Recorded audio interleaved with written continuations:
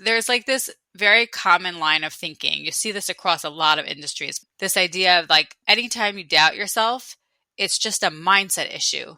And with enough willpower and enough self-talk, you can get over it. And it's just a matter of reframing everything for yourself and convincing yourself that you are good at it.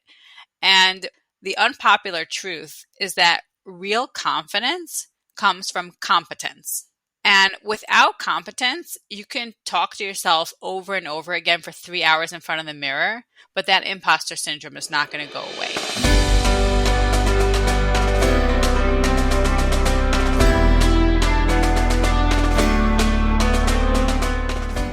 Hey, I'm Esther, and you are listening to On Your Own, the podcast for Jewish girls living away from home. Each week, we bring you an inspiring person or message to help you confidently navigate life on your own so you can achieve real growth and independence and take ownership of this foundational stage of your life. For additional resources, tips, and to stay up to date on future episodes, sign up for the On Your Own newsletter, linked below in the description. Looking forward to spending some time with you today. And now, to this week's episode.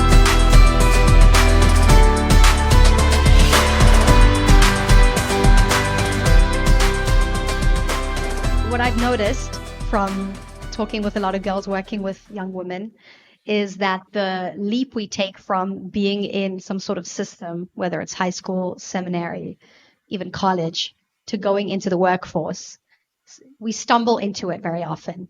It's something that just happens, my father's friend recommended this. I start working here. I start going there.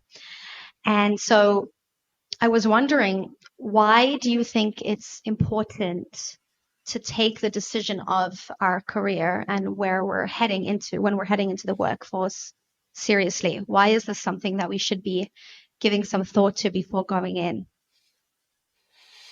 So at the end of the day, you are going to be spending about a third of your life at work, if you're like most people.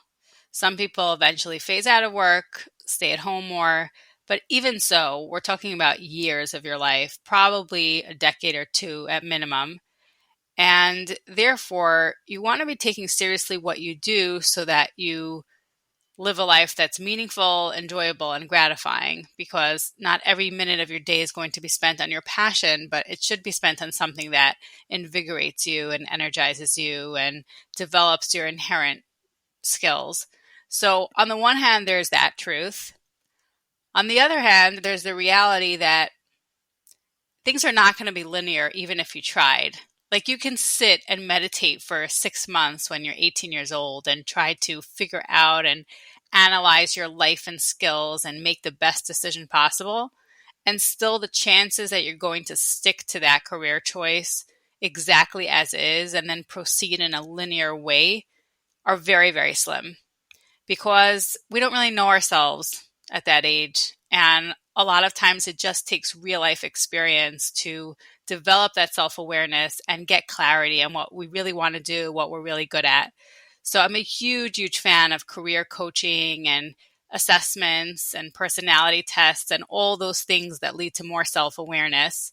And at the same time, often we need to actually just try things out and experiment with things before we can get that full clarity.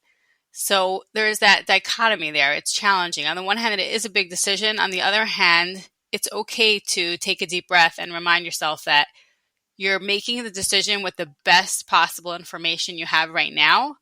But it's very likely that things are going to evolve. You might pivot. You might try something else. And that's totally normal and totally okay. Wow. Yeah, that is helpful. And it's hard to hold those two things at the same time. On the one hand, that this is a very important decision. As you said, a third of your life. That's, I guess, a third of the life you're sleeping, and then a third of your life you're at work, and a third of your life you're at home. So that's a very big deal. But on the other hand, we can't expect to know. We should map out our entire future when we're 18. So that's hard. How do we hold those two things together at the same time? So you really have to start off somewhere, given whatever self-awareness and skills you have at that point. And ideally, you choose a field where even within that field, there's a lot of room for trying out different things. I'll give an example of that. So even a career like speech language pathology, there are so many different settings you can work in. You can work with kids, you can work with adults, you can work with rehab patients, you can work in a hospital setting, you can work in a school setting. There are lots of different options even within the field. So often when you choose a field, you can go in with the mindset of, I'm going to try out different things within this field and see if it works. The other thing that's really important to keep in mind is that even if you pivot in a much more dramatic way and you change careers entirely down the line, anything you do is going to serve you well. The skills that you gain at any job will build you as a person, will build you as a professional, and they're not a waste. Sometimes we look back, and I can say this for myself because I spent 7 years as a speech language pathologist before turning full-time into a copywriter, and that was definitely a complete career switch at the time. And on the one hand, it's like, that was a shame to have spent $30K on a master's degree and all that time and energy on the licensing tests and the certifications. But on the other hand, there was no other way. At the time, I made that decision with the best knowledge I had at my disposal. Maybe 20 years ago when if career coaching had been more popular, I would have taken advantage of that and that things would have been different. But I think I did make the best decision that I could at the time. And I learned a lot from that professional experience. I learned a lot from the educational part of it and also from working with other people. And it has shaped me who I am today, both as a mother and a professional. So if you have that kind of mindset of, I am going to go in and give anything I do my absolute best shot. And if it's not working out, then it's not a failure. It's just another learning experience. It enables me to get to know myself better. And then I'm going to reevaluate and pivot and try something a little bit different. Mm-hmm. Yeah, that's a great mindset to go in saying, I'm going to give wherever I do find myself, my all, I'm going to give it my best without the expectation that this is set in stone for the rest of my life, that it could change. And knowing that whatever I've gained from that I'll be able to take with me to some extent into wherever I move forward in. The years before you're married and have a lot of family obligations and a family, those are golden years for experimentation. So if you find yourself in that stage, embrace it because you can try different things, different jobs, and the risk is quite low. And therefore, you just have that wiggle room. So while some people may be very eager to get to the next stage of their life already, it's important to remind ourselves that there's a lot of good and value in that, because then when you come to a stage of your life where there's less flexibility and less wiggle room, you'll hopefully by then have more clarity. So what I'm hearing, that's an advantage of not being so dependent on your job like you might be later, like whether it's financially or also just, we come to depend on our job for different things once we're set in a community and set in certain things where we're much more flexible. We can maybe even move around more when we're in those single years at the beginning. Exactly.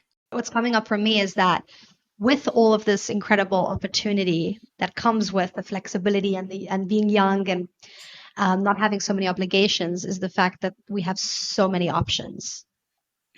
And so even if we say, okay, whatever I do, I'm going to do fully, but how do I choose what to do when there are so many options in front of me?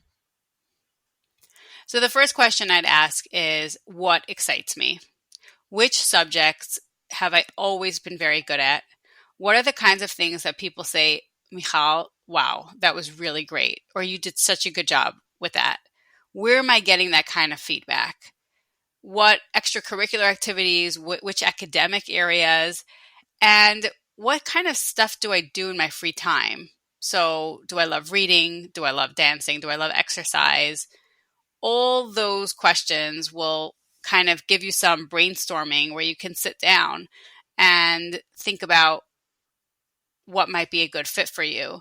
And at the same time, I know that Like I'm saying this, and yet at the same time, I can share from personal experience that I was completely off in my assessment at age 18. I told myself at the time, I said, you're a real social person. You're an extrovert, which I am. You're never going to be able to work from home. That's just ridiculous.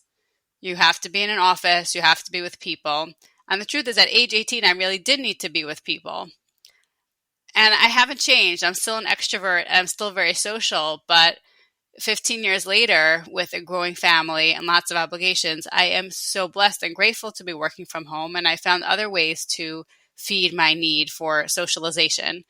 So again, it's really about making the best decision where you are right now. So you might say to me, well, that's very nice, Michal, but what if I'm investing 70K in medical school or another career that requires a huge financial investment? So for that kind of investment, first of all, you generally need 3 to 4 years of BA studies to get to that point. And a lot of times over the course of those studies, you can say, ooh, I'm really not liking these subjects so much, or these subjects are really hard for me. So that can give you more clarity. And I've had friends who really gained a lot of clarity through the 2 to 4 years where they were earning their BA and trying out different subjects. And they said, this is not for me. And they switched majors. So that can be very helpful. Like instead of trying to just rush through your BA and get it done in 9 months, sometimes there really is value in doing it slower and actually taking the classes, absorbing them, not just trying to get through them, and seeing which ones are like, wow, this speaks to me, and which ones are just a struggle. I took a few computer programming classes when I was completing my BA. I thought that I might become a programmer. In Israel, programming is a popular job. High tech is very big, and there's a lot of earning potential there. And I was a very bright student. I had done really well in high school, and I struggled so much with these computer courses. Things that came so easy to the girl sitting next to me in class, for me, were like pulling teeth. And it became so clear to me that this was not a good fit. And that's not something I could have known without having tried out the class myself.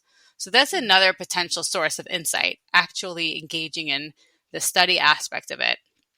One other thing that I really recommend is some kind of internship position that will allow you to get a more realistic insider glimpse into what the job is like on a day-to-day position, on a day-to-day reality. So you're looking at a summer internship, a 2-month internship, where you can just be in that office, in that environment, and get a sense of what actually happens on a day-to-day basis.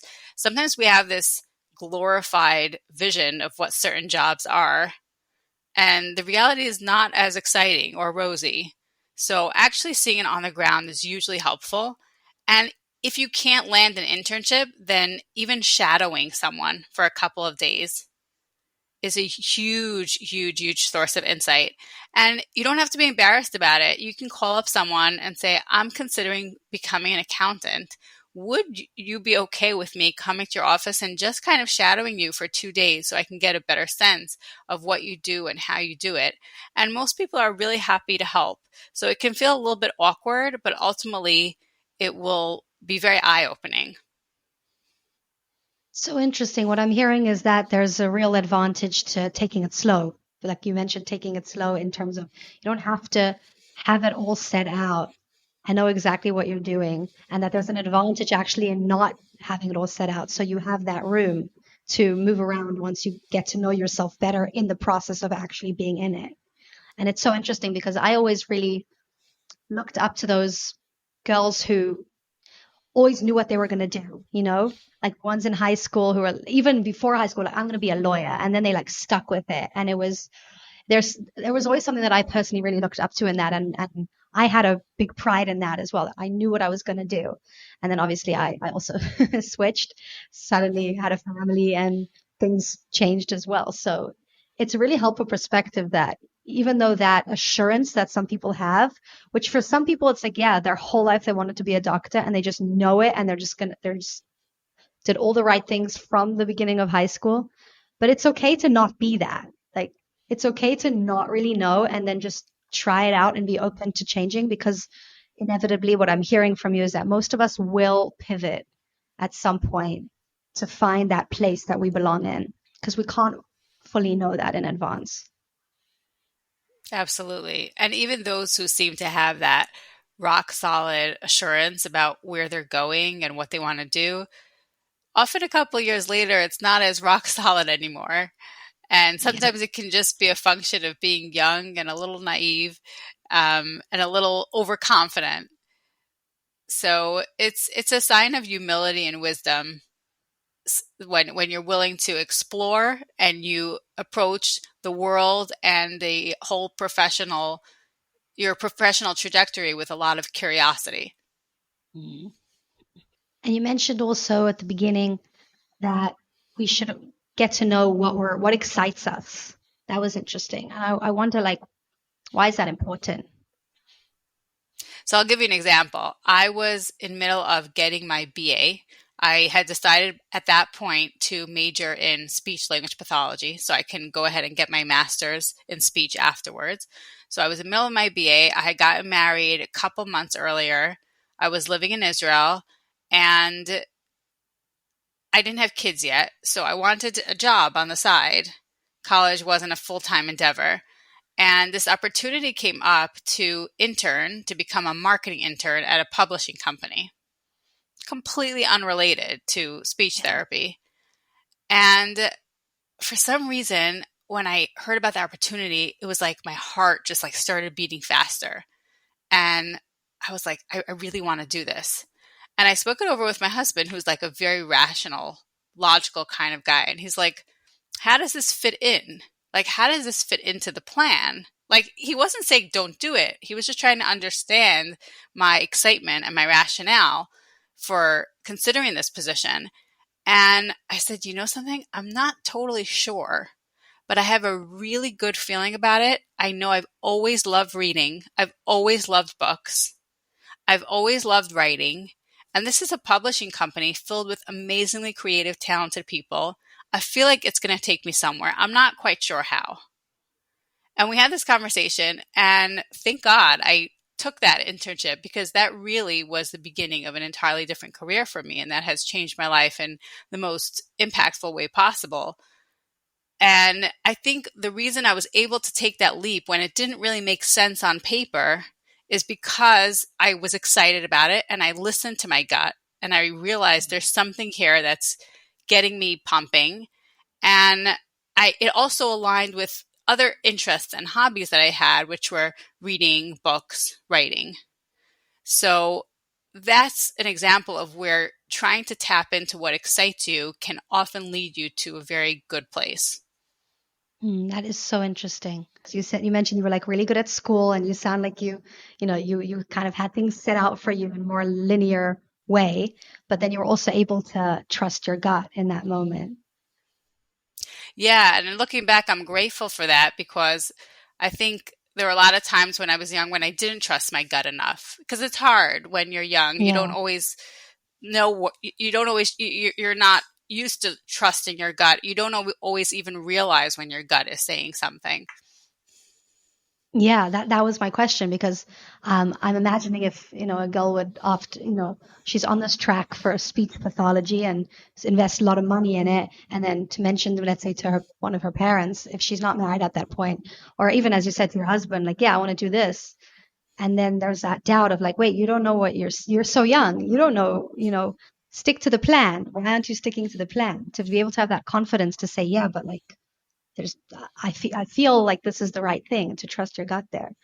What advice do you have for that? How can girls trust themselves when they're not experienced and people are maybe even telling them that they're naive?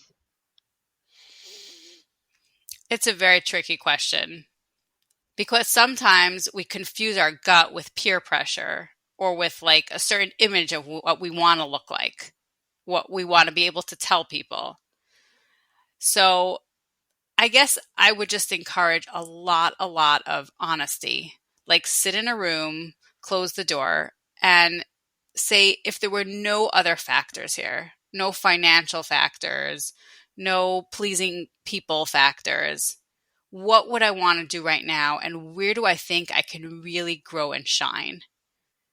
Like, if you could ask yourself that honestly and try to strip away those external pressures and external expectations, see if you can come to a greater place of honesty while acknowledging that the people around you do have a lot of life experience and wisdom. So, like in this case, when I agreed to the internship, I wasn't abandoning my career. I didn't abandon that linear, reliable, steady path. It was something I was doing in addition, and I was going to see where it took me. So, I would not recommend, like, on a whim, say, something, I was going to be an accountant, but I realized I love to bake cookies. So that's it. I'm done with my master's and I'm opening a cookie baking business. Maybe you will eventually, but don't discount the advice of parents and mentors who really do know you well and love you and care about you. This is bringing up for me this broader idea of the fact that on the one hand, we should really take into account what excites us. And you mentioned that work is a third of our life. So we want to have meaning there. And then also this other angle, which is, as you mentioned, the peer pressure and the outside messages, but also the practical element, let's say even just of money. How can we balance the practical element of, let's say, I want a career that's going to pay me the best with going with that which we think will be meaningful for us? Yeah. So, a couple of ideas. The first is that people who are outstanding at what they do always rise to the top, regardless of the field. And that's why it is so advantageous to find something that you're really good at. Because even in a field that's objectively flooded, if you are one of the superstars in that field, if you have a lot of inherent talent and you're able to develop it in that field, you will climb that ladder really quickly and advance very fast in that field and probably make a good amount of money. So that's number one, like trying to align your inherent strengths and talents with the profession you choose, because that is actually going to guarantee not just your personal fulfillment, but it will probably facilitate your financial success as well, because you're just really good at it. So you're naturally going to attract opportunities, employment opportunities, clients, whether you're running a business or being an employee. The second thing, though, to keep in mind is that you can't just factor in, what am I good at? That's not enough of a question. There has to be that overlap, like that Venn diagram of what am I good at? And is there a way to make money with this skill? Is there a way to monetize this skill? Is there a demand for this skill? So I could be really great at making amazing castles out of cucumbers. But if no one is going to pay me for that, then not a great career option for me. So it's really trying to find that sweet spot of what are my natural talents and how can I get people to pay me for those talents? Where is the demand in the market? Is there a demand in the market for these talents? That is a really helpful reframe. I actually never thought about that, because we generally categorize careers into, like, that's a career that pays, that's a career that doesn't pay. But what you're saying is that if you're going to rise to the top of any field, the money will come because you're the top. People want you in whatever that is. And if the passion you have is something that can be monetized and you can become the best at it, then you will be able to put those two things together. Yeah, I mean, look at a field like therapy, social work, right? You have people who are earning $35, $45 an hour. And then you have therapists who are making $300, $350 an hour. Right. So the range is very wide. And obviously the ones who are making $350 are the ones who have specialized and really developed their skills. And they weren't making that kind of money on day one. They built up to it. But it's not just a matter of their experience. They also have some inherent talent that really aligns with their career as a mental health professional. For those who are more in, like, the creative space, somebody who, let's say, loves art or dancing, because that's where it can get a little bit maybe more fuzzy and difficult. And what I've also heard, I'm not sure what you think about this is that sometimes actually monetizing certain things that you're very passionate about will make you not passionate about them anymore. So I'm wondering about that. What do you think of that? Yeah, I've heard that too. I think that within a given field, there are so many ways to express your talent that you can have like one area that's more your paid work and one area that remains sacred, and that's your Mm. hobby and your passion. So in my situation, for example, I mostly do copywriting as a profession, as an income generating activity. So doing a lot of marketing for companies, helping them create their messaging. And my passion writing is personal essays and features and things about family, people I know, profiles. That kind of writing, let's say for magazines, is not particularly profitable, but is very meaningful. So I'm still using my writing skills, but in different ways, in different capacities. Mm. That's really helpful to know. That's great that you're able to do that. Like I feel like that's a bit of a goal for a lot of people to be able to have that area of self-expression and and then also the area of putting your talents to good use and turning it into a career. I was wondering, this is something that's personal for me. When I was going into the workforce out of seminary, I got into my head, probably from social media, that the ultimate goal was to be your own boss. And, the whole entrepreneur kind of, glow thing. And so I decided, and I've seen a lot of girls go into this, that I may as well just start young. I was getting married right pretty much out of Shonabet. So I was like, I have a head start over here. Let me just go straight into the entrepreneur world and skip the whole boss thing. But I was just wondering from your perspective, because as an entrepreneur, but also from what I'm hearing, you also worked for quite a few years, under somebody else, in the speech pathology. What do you think about that? About these two kind of paths? Yeah, so I actually had the opposite experience. Growing up, I grew up in a family that was mostly not entrepreneurs. And I grew up with a mindset of like, we don't do that kind of thing. We don't run businesses. We work for other people. So this Okay. whole entrepreneurship thing kind of came as a surprise to me. But I actually strongly advise against becoming your own boss at the beginning of your career. Okay. I strongly recommend working for other people for a good number of years for a couple of reasons. Number one, there is no substituting the skills that you can develop when you're working under more experienced people who can train you in. You see what they're doing every day. They model amazing, amazing practices for you. And it's like basically getting an advanced degree, but also getting paid for it.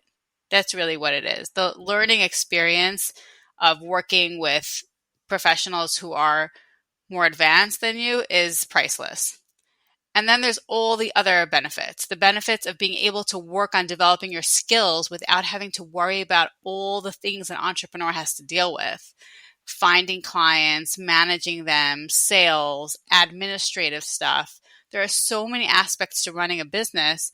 How are you going to actually develop your hard skills, whether that's writing or design or whatever skill you are developing, if you're so distracted by all the other things that a business owner has to juggle?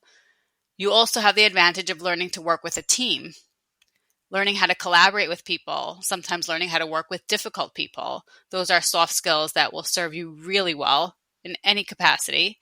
And you have the advantage of getting a more multidisciplinary view of whatever you're involved in. So let's say you're a mental health professional and you work at a school setting. So you're learning how to work with the reading specialist, the teacher, the mother, all the different people involved in this child's life.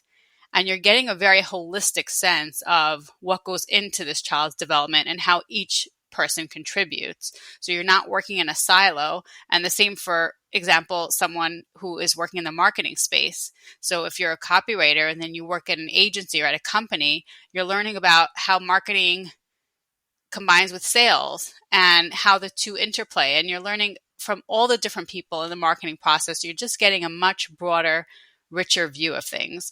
So I strongly recommend that people start off working for at least a couple of years for someone else, and you can always choose to go out on your own at some point. And that's another thing I was going to mention earlier is the power of a side hustle. When you have that steady, reliable day job, then you can totally build up a side hustle with relatively low risk. And that can also enable you, if you do want to pivot, but you don't want to be irresponsible, then you can have the financial stability of a job and slowly build up something else over time. And then you have the best of both worlds. It's hard to do it because time is limited, but it's the safest way to both grow your own business. Even if it's in the same field and you're just trying to build your own business, or if it's really pivoting into a different field entirely. That is so helpful. I wish I had heard this, because for some reason I felt like such a failure when I went straight into I was trying to open up a coaching practice. I didn't know how to coach. So I did the coaching certification, and then I was like, okay, that's it. I just need to do this, and I'm going to become a whole.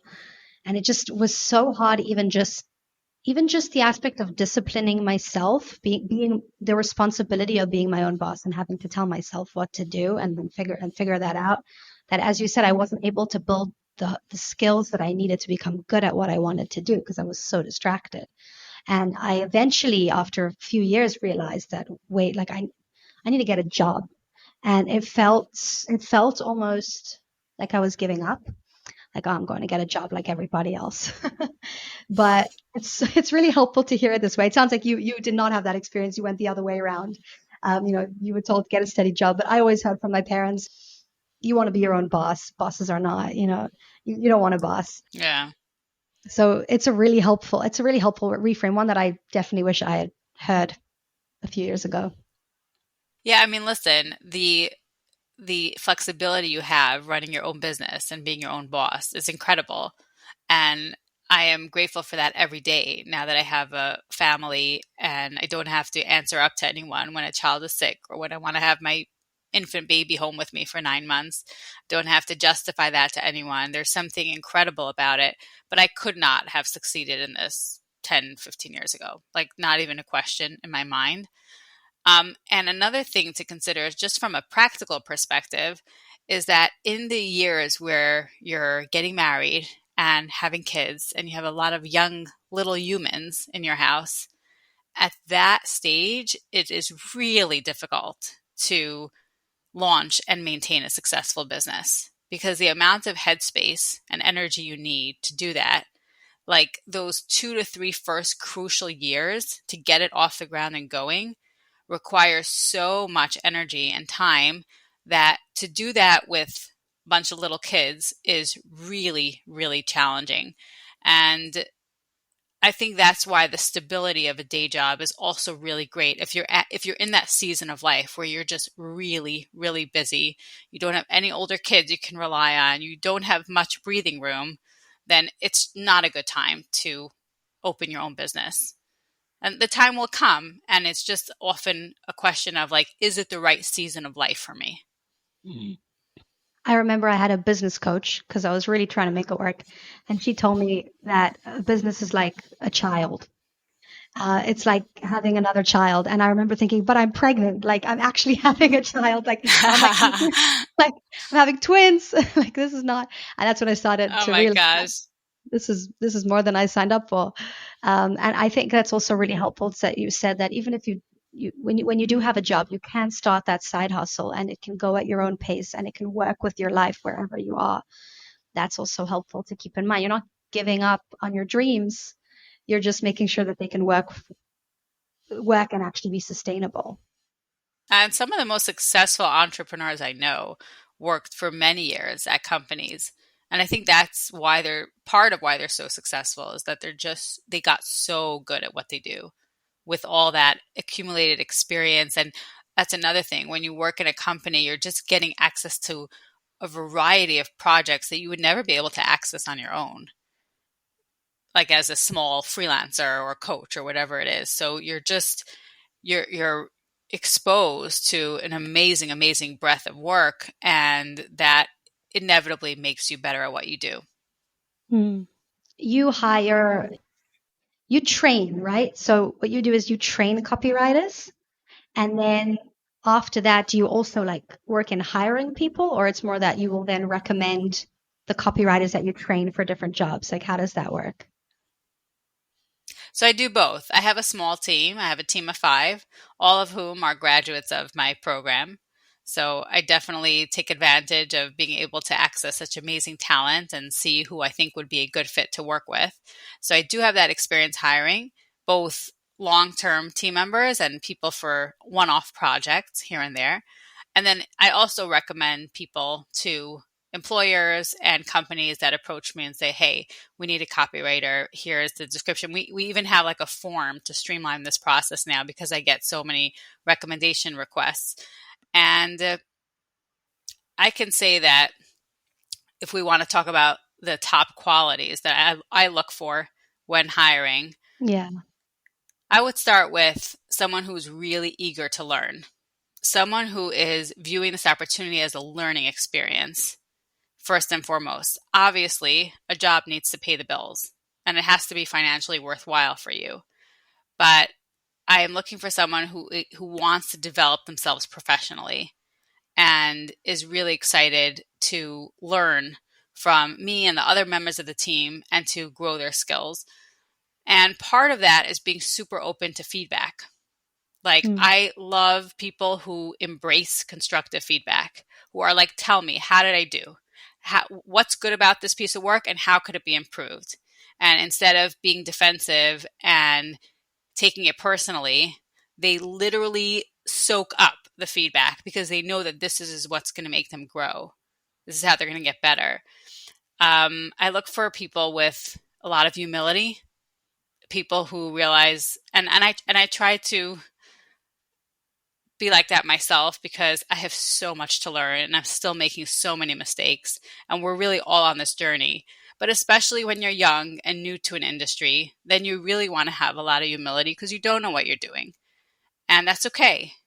But as long as you're coming in with this mindset of, I am here to help this company grow, I'm here to learn, and I have a completely open mind, and I want people to help me figure out how to go about doing this, then that's a huge advantage. So realizing your knowledge is quite limited at this point. It's going to grow, but right now it's limited, and therefore you really just want to soak up what you can, get that feedback, get that direction. Another thing I look for is communication. People who are solid communicators, clear in their emails, in their texts, thoughtful, intentional about what they write and how they write it. Maybe because I'm a copywriter, so I'm extra sensitive to that. People who don't ramble, but try to respect the other person's time by being as concise and clear as possible. And I also look for people, and I know this is controversial because depending on the role you're looking for, it may not be necessary. Like if I'm looking for a janitor for my office, then I don't need someone who's going to be a pleasure to hang out with. I don't need someone who I want to do coffee with. That doesn't align with the criteria for that particular role. But for most of the roles that I'm hiring for, where I'm going to be working with this person on a daily basis, we're doing a lot of collaborating and having brainstorming conversations. I really want to work with the kind of person who I would enjoy hanging out with, who I would want to have coffee with. This way, it's just a win-win. We both enjoy our interactions together.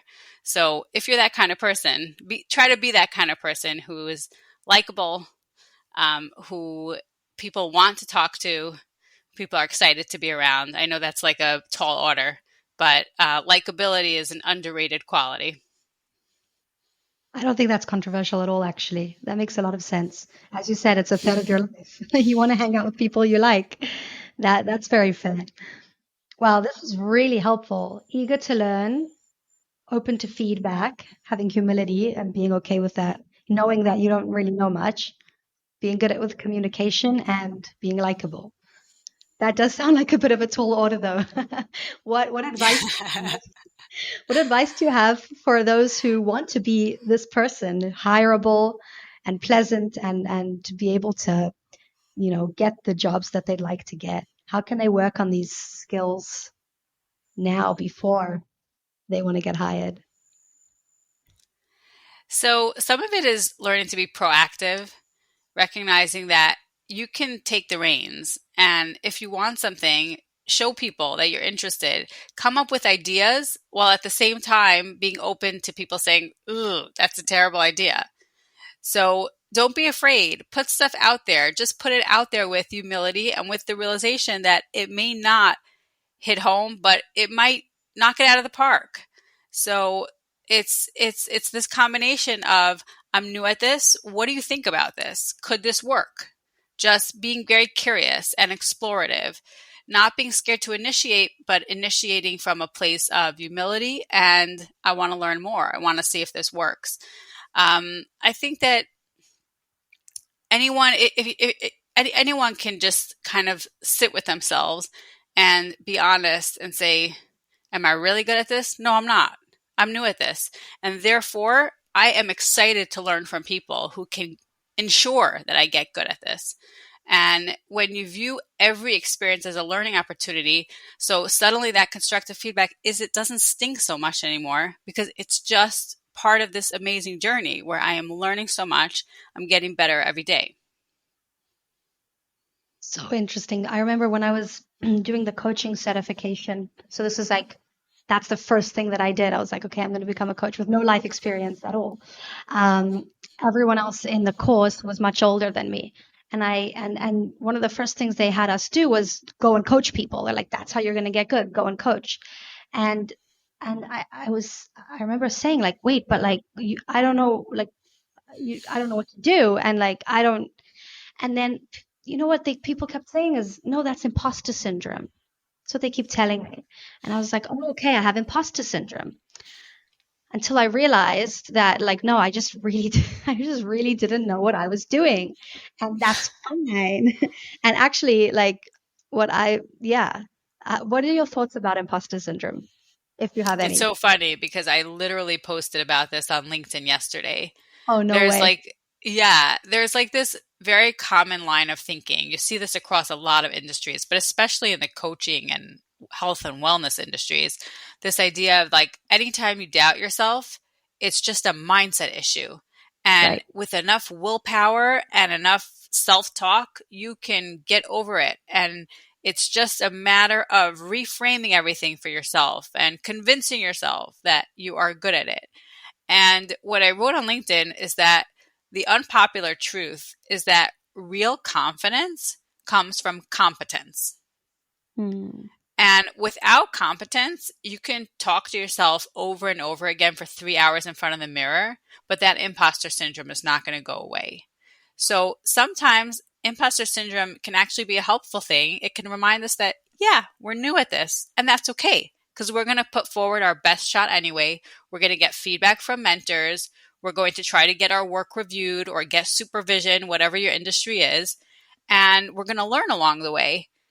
It doesn't necessarily have to be this thing that must be banished in all shapes or forms, but rather just a healthy awareness of, I'm still new at this. I haven't yet become super competent, but I'm on the journey and I'm doing all the right things to ensure that I don't damage people along the way. And that's probably a bigger issue in the coaching industry, where like it's that catch 22. Like, you have to get your experience somewhere, but without competence, you can really mess people up. Right. Yeah. That was the challenge there with that. Exactly. I love that you say confidence comes with competence. What I'm hearing also, though, is that we do need some element of confidence to be okay with not being competent so we can become competent. Like I'm hearing there is an element necessary here of confidence. And I'm wondering what advice you have for that, like to have the confidence to be bad at something because we're new at it. Yeah, the confidence comes from a place of, I'm going to get good at this because I'm doing all the right things. I'm learning from the right people. I'm accepting constructive feedback. I'm reading everything I'm supposed to be reading. and therefore I'm going to get there. And so it doesn't have to be a confidence of I'm great at this, but rather I'm getting better every day. And I can do this. I know I have it in me. It's just a matter of doing all the right things. Mm. What have you noticed are the biggest mistakes that young women end up making when they go into maybe your coaching programs, when they're entering into the workforce, whether it's with a training or actually entering in? What are the biggest mistake you've noticed that they make? So one mistake is thinking very short term. In Hebrew, we would call this having a rosh katan as opposed Yeah. to a rosh gadol. Right? So when you're at the beginning of your career, sometimes you'll look at an opportunity and you'll look at the compensation and you'll be like, ha, that's pathetic. Like, I'm not doing that. And I would encourage young people to, unless they have to pay their electric bill tomorrow and they really need the money and this opportunity just doesn't align with that, that's a different story. But if they have some financial wiggle room, I would encourage people to look at the opportunity from a place of, what am I going to learn?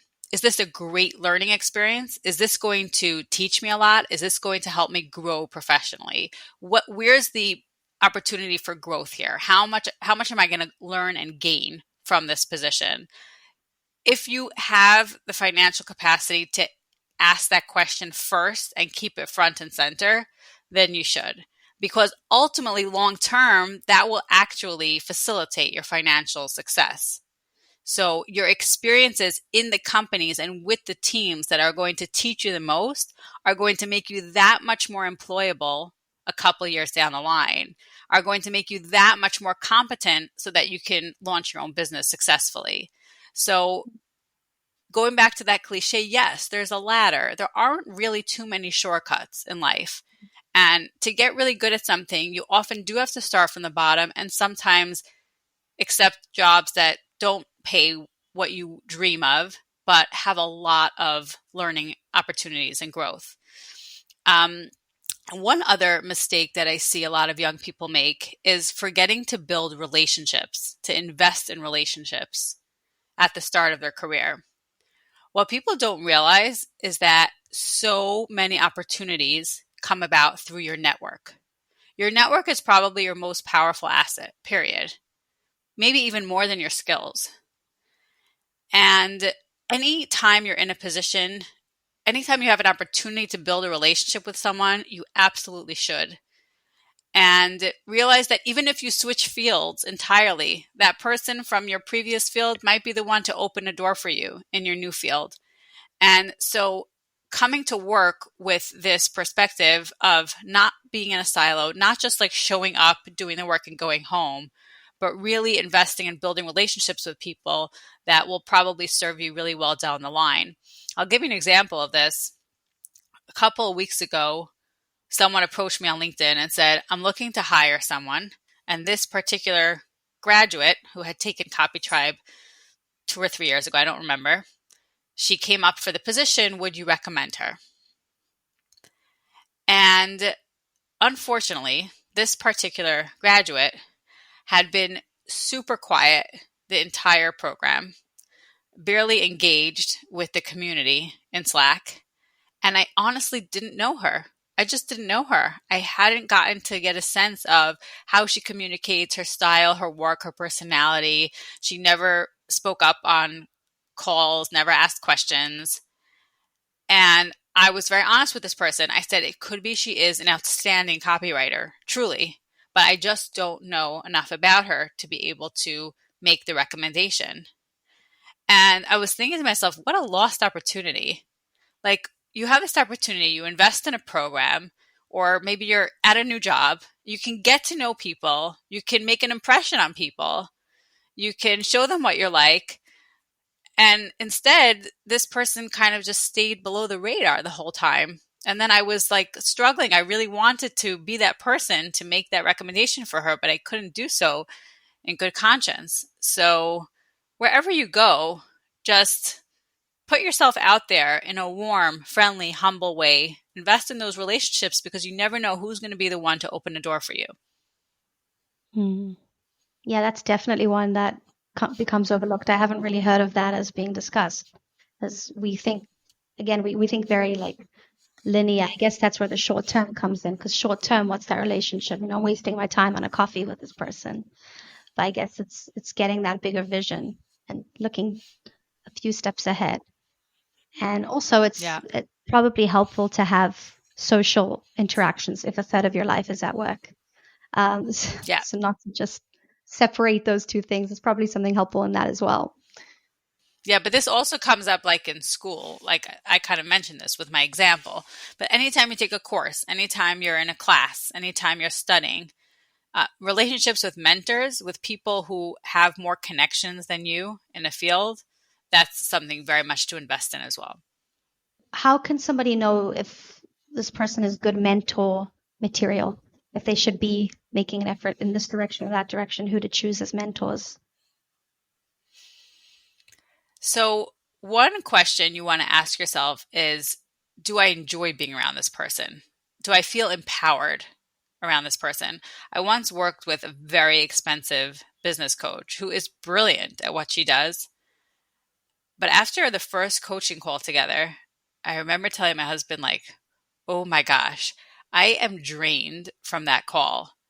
She had such a huge personality that I literally felt like a wilted flower next to her.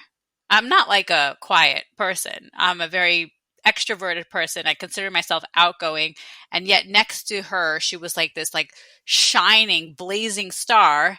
I felt like very diminished, very small, and just almost inadequate. And I told my husband, I said, she is really good at what she does, but I don't think we're a fit, just personality wise. So that's something to keep in mind. Like, do I come away from talking to this mentor feeling empowered, feeling like I have more tools? And then the second one is just more obvious. Like, do they have a good track record? Do they have students who have actually succeeded and have concrete outcomes that you can look at? Hmm. Yeah, that's a helpful one, because a lot of girls can be a little bit wary. Maybe if, especially if that mentor maybe is male as well. I don't know if what you think about that, or if that's even. I'm sure that comes up as well. Like, how can I know that I can trust this person? We're young and vulnerable. That's what makes us looking for mentors. So checking the track record is something that is probably a really good idea. Yeah, and maybe even speaking with people who have worked with this mentor in the past. Yeah. Is there anything that I didn't ask or didn't bring up that you think would be important for girls to know? Yeah. I think that I kind of touched on this earlier, but to acknowledge that it's very rare in today's day and age to have a linear career path. And if you're not 100% sure what you want to do or what you're good at, just know that you're 100% normal. And that's a very healthy, normal place to be. And as long as you make a decision from where you are right now with your best available tools and go into it with this growth mindset and this learning mindset of like, I'm going to learn from this experience no matter what. And there's no such thing as failure, there's just lessons in life. And if you go into any professional experience with that, then you will only come out enriched and with more self awareness and more clarity to hopefully be able to reach a place where you're feeling really, really good about what you do for a living. Mm. I love what you said, that there's no such thing as failure, there's just lessons. That's a really helpful way to think about it. I close off with a closing question, which is a theoretical question, that if you could be plucked to a random point in the first year that you left home, whether that was for seminary, you were in college, and with everything that you know now, all the wisdom that you've gained, if you can share only one thing with that version of yourself that's just left home, what's the one thing you would share with yourself?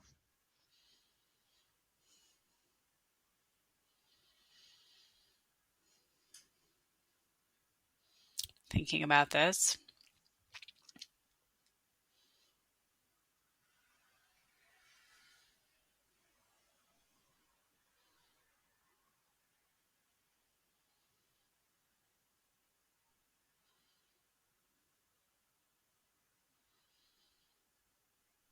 I think I would tell myself to be kind to myself and to be okay with the fact that I don't have all the answers and I'm still stumbling my way through a lot of things.